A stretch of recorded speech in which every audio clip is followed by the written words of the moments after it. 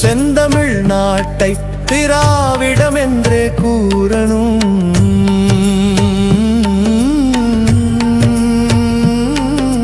பொன் பொருள் என்றால் திரவியம், அது பெருகிய இடமே திராவிடம். சேர சோழ பாண்டியர் சேர்ந்தே வாழ்ந்த தமிழகம்.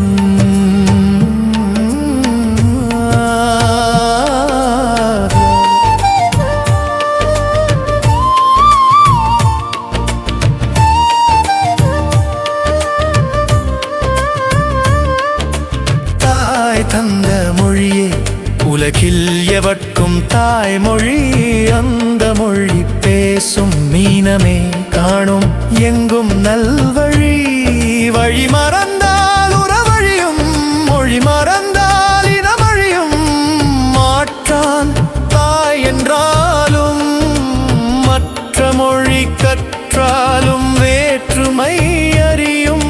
நம் தாய்மொழி அது ஒற்றுமை இனமாகும் தமிழ் வழி.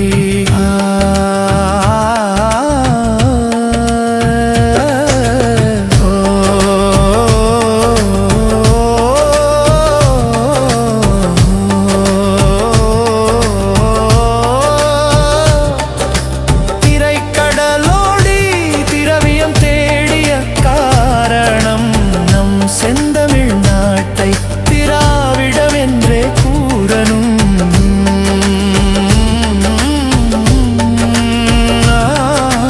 பொன் பொருள் என்றால் திரவியம், அது பெருகிய இடமே திராவிடம். சேர சோழ பாண்டியர் சேர்ந்தே வாழ்ந்த தமிழகம்.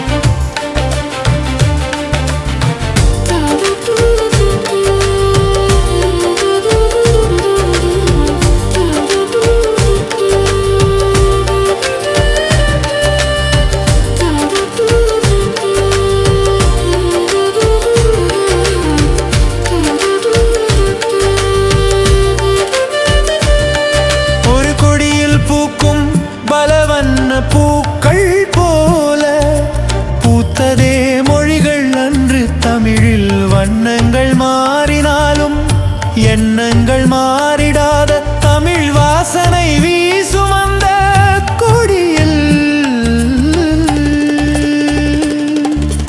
திரவிய இடமாய் நாடாய் திகழ்ந்ததே திராவிடம். அது பிரிந்தது நான் மொழியானால் நம் தமிழே பிறப்பிடம்.